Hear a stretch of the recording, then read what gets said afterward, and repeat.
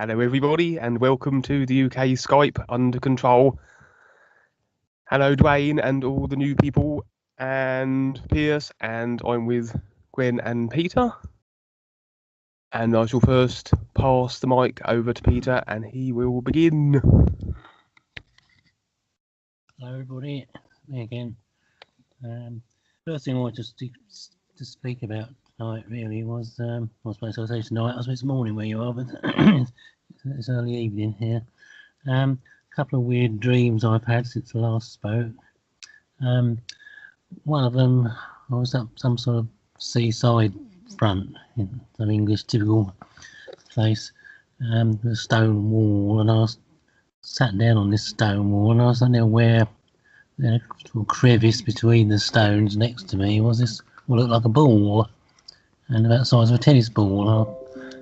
I pulled it out, and it turned out to be actually a wad of money in the shape of a ball. It was all very tightly packed and didn't sort of unravel when I pulled it out. It was just a ball made of paper money, which seemed very odd. So I'm wondering what the best thing to do with it was. Somebody must have lost it or maybe stashed it there for some nefarious reason. I thought I took it to the police station, and that doesn't sound very much, but that was the end of that rather silly dream. I wonder whether it has any significance or not, I don't know. A more interesting one that I had after that, a few days after that, I was in this strange house. Well, it wasn't strange to me in the dream, as they never are, but in the light of waking up, it seemed strange. I didn't recognise it as anywhere I knew. I was going up the stairs, and for some reason I realised that there's a door in front of me which was lit up. I could see a light above it through the glass thing over the top of it. For some reason I knew my mother was in there, and I went to go and see her. I found myself hooked on something on the wall. There was a nail or something was sticking out, and I sort of got hooked on it, and I had some considerable difficulty sort of extricating myself from this thing, whatever it was. When I finally did, and I sort of ripped me clothes, and I went in, knocked on the door, I went in, and there's absolutely blazing light. Like you couldn't see anything at all. It's just such a huge, nothing but blazing light, blinding really. Which I thought was rather interesting. It's sort of interesting in a way because it connects with an experience, an awakening experience I had a few weeks earlier. Excuse me. When I was in the bank in Dunstable, town where I work near here, which is got a sort of very modern glass front, like a big shop window, and I was at the far end of the lobby area, and it's a very bright sunny day, and I was starting to walk across it, and suddenly the whole room seemed to fill with this light from the sun. Absolutely blinded. I couldn't see where I was going walking across the floor, and I suddenly felt very strange. It's almost as if I'd done it before somehow. And I really thought for a minute I was going home. I'd got the call or something. And I kept on. I was aware there were people there, but they seemed to disappear when I was experiencing all this. It was this great mass of light and sun. I sort of stumbled forward practically. I hope nobody was watching me. Probably thought I was drunk or something. But I got to a point when the sun dropped behind the skyline of the buildings opposite, so I could suddenly see again, and everything seemed to come back to normal. It was a very weird experience. I thought afterwards it'd been rather ironic if I had staggered out into the road and gone under a bus, but as it happened I survived it. So I don't know if any of this is of any significance or of any interest to anybody. Well, like all of us young men, you're going through your process, and as you have these experiences, just like the tennis ball that's money or whatever, you find things along the way, and you recognize them. It's all about recognizing what's taking place every moment and how to put it together. So, we're all going through life, we're going through creation. And so you've discovered, these areas and you're experiencing them. And so, yes, to the personal self, at first it seems funny, all this light and whatever. The experience comes, and many people have these experiences and they don't know what it is, or they think, well, it's God or whatever. And that's fine. But really, it's all about recognition. So seeing, I was listening to you describe the experience, and it's really the same for all of us, but it's how you see it and how you relate it accordingly. So actually the world we're in is strange and weird, and it's become very common to us to where something real is very uncommon, so it seems strange and weird. So, but it's learning to recognize it. So until you really learn to recognize this, then it's going to seem a little funny or odd or whatever. So again, it's your experience, and you decide how to pursue this and how to see it. You see, that's really what it's all about. That's what the whole of life is. So yeah, and so what we have here is we have some kind of explanation about it, but the reality of it is what it is. So it's learning to see and be what this reality is. So it's always right there, and then you determine it. It's all up to you. All right. Okay. Fine. Thanks. I've got a few questions I would ask you, actually, if it's all right. One, two things have been sort of going through my mind lately. And I was reminded by something of a program on the TV a few years ago about these so-called near-death experiences. And there were some very interesting cases which were sort of reenacted for the benefit of the program. But one that really stuck in my mind, I thought was very interesting, was about this poor woman who had been blind from birth. I mean, she's about 20 years old. And she'd been in this terrible car accident and literally died on the operating table for about 20 minutes or so. During which, she said that she'd been blind from birth. She'd never seen anything. But when she literally floated up to the ceiling while she was on the operating table, suddenly she could see, and she could see all the usual things they tell you about, really, the hospital room and orderlies and all the rest of it. And she floated down the corridor, went down the street. I'd never seen a street before, and all these things were a bit of a revelation to her. But the odd thing that struck me was that she also said that she's blind normally, also in her dreams. Well, the thing is, well, surely if we leave the body when we are dreaming, what's the difference between that and an out-of-the-body experience or near-death experience? Why could she not see in her dreams, and yet she could see when she was out of the body? It's all very interesting here, isn't it? And again, each person goes through, what their experiences are. So she comes into this life and she can't see. So that's either her real self has chosen that, or she's going through a karmic process because of what she's chosen. It doesn't matter. She's ended up there. She can't see in the physical sense, but also, many people, when they cross over to the real side, which is the first step, which is usually just the astral worlds, okay, because there's many ways, they may not be able to see either. So it just depends. They may not be aware, and all of a sudden they're back into another lifetime, and they're not aware too. So all of a sudden, she has this experience in a particular way, you might say, that shocks her enough to where she wakes up to see, is what it is. And really, this is the experiences we're going through in creation, is to wake us up. So at some point, all of a sudden, she sees. And so, it's, each person is different.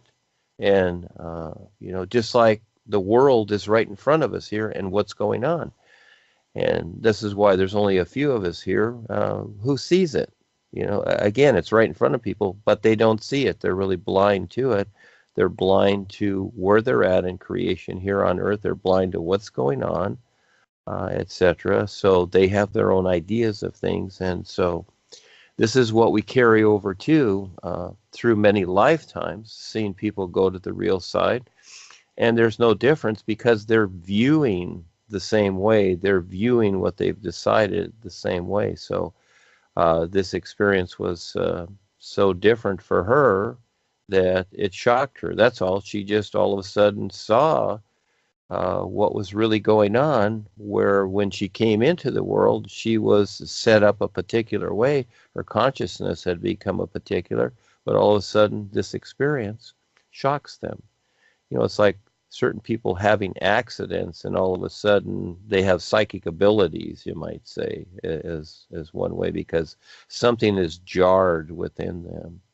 And this is why many people smoke, different drugs, marijuana, or take drugs or whatever to go into what is called altered states or what have you. It offsets certain things with the personal self that's self-convinced. So everybody's going to have their experience. Hers was this of a particular, and she had had these experiences before, but she didn't remember. So whatever her experiences were through the astral world and coming through into this lifetime accordingly. But then again, the individual, the real you, can take on that experience, because all of a sudden, going through that process, the operation or something, brings about this shock or this awakening, you see. And look at yourself, what you've gone through in your life and others that you've talked to, and all of a sudden at some point, here you're all of a sudden seeing something that was already here. It was already here. But now you're seeing it when you didn't before. It's the same. It's the same as her experience. There's no difference. Right, okay, thank you. Sort of going off more or less on the same tack or similar thing. This experience people have when they have near-death experiences, or even under deep hypnosis, death experiences sort of brought back of going down a tunnel. There's this tunnel thing that seems to take us from this level onto presumably the astral level or higher astral level. Is this actually a real thing, or and if so, what's the purpose of it? It's it's not a new idea, because there's a very famous painting by Hieronymus Bosch of about 1500 where you can see exactly that, a tunnel with souls being escorted by angels up to what looks like a blazing light at the top of it, and sort of shadowy figures waiting there. I think it's called the Ascent to the Imperium or something. So it's not a new idea that people have had more in recent years. I wonder, in fact, how Hieronymus Bosch got to it, whether he had a near-death experience or something, the painter. But that's by the way. But I really wonder, is this actually a more symbolic sort of thing, or does it actually exist, this tunnel? And why do we need a tunnel to go from one level to another? Yeah, well, again, everybody is, what we're really doing here is, as we come along, we're sharing our experiences. And no matter, even in the business world, we start a business or whatever, we're having some kind of experience, we're deciding something. And yes, these tunnels exist. There's a basic something happening with everything. And this is kind of a, for people that, have no awareness, and the escorted part, you see. So in other words, look at yourself here in the physical. When you were with your parents, they escorted you around. They took you to certain places.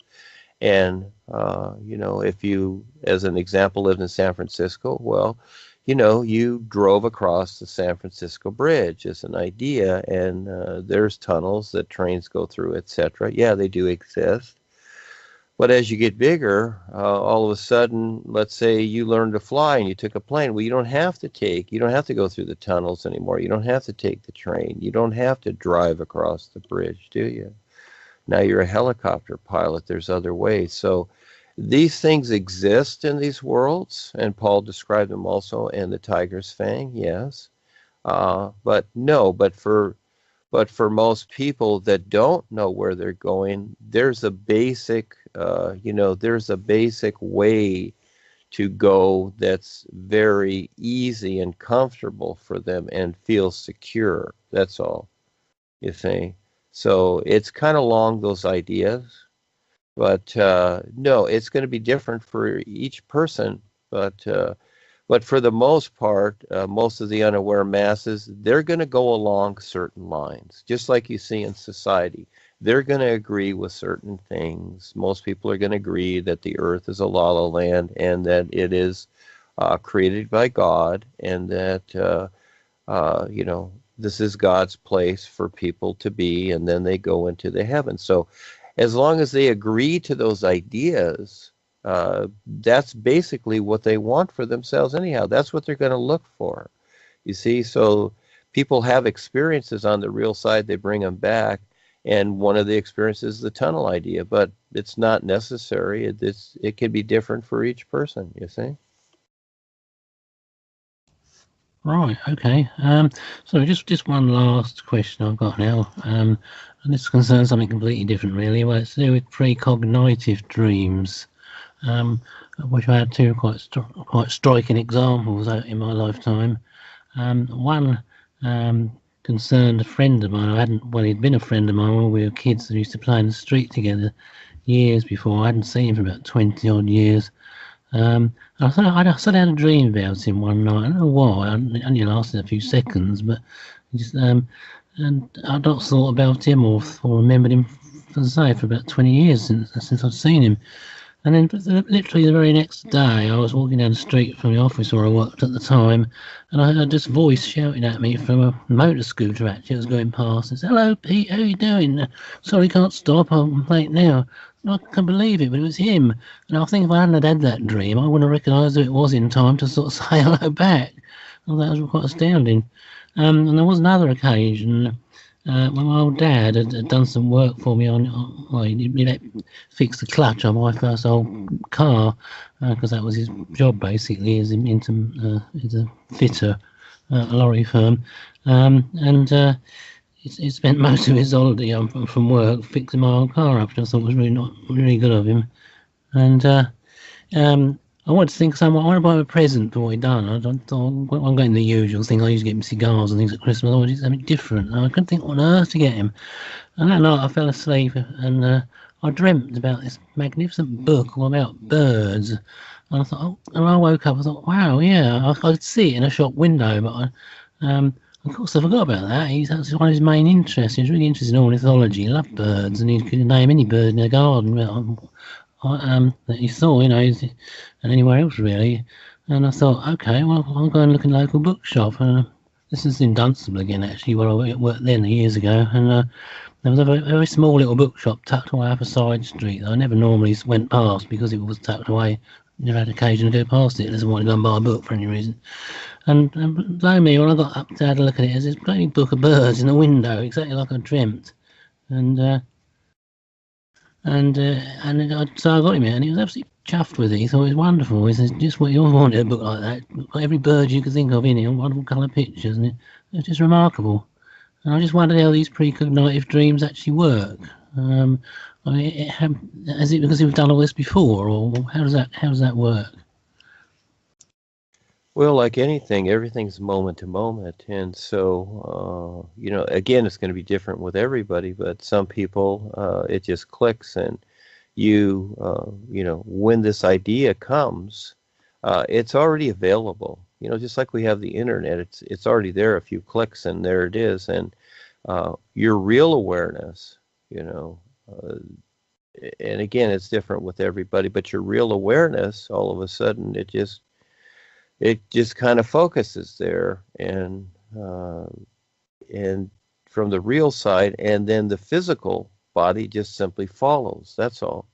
Now, this does not going to work for everybody because lots of times people's attention gets scattered, but you have an intent there, you see, and so all of a sudden, if it's available, you'll connect with it. If it's not, you won't, you see. So, but all of a sudden, the book is there, you found it, and there's a real awareness about you that connected the two, you see. So it's, to the personal self, because of how it's set up and how you consider things, you see. And this is where you eventually learn to see beyond the personal self and how self-convinced it is. But everything's workable. Now, again, if it's available, it's there. And so, many times people ask the real guys, well, I want a new job or something. Well, if it's available, it's there. You may first see it on the real side as something that could be available, but if it's available, it's there. Well, your book just happened to be there. It didn't magically appear. It's just that you know, you are connected to everything. We're all connected to everything. And so a step at a time, we go through the process. So you just happen to have that experience. But again, for the next person, they may consider the same thing, but not everybody's just going to find it because it's not there, or they're not going to be aware enough to see it. So again, you were aware enough to recognize that it was somewhere, and there you were. Yeah. But everything is available for everybody, but it's not so much so in the created sense. But there just happened to be something in the created sense that this was available, you see?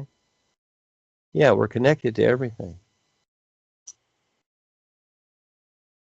Right, okay. Well, thanks very much for that. I'll give somebody else a turn now. Nice to speak to you again. Perhaps speak again next week. Hello, everybody. Looks like it's my turn now.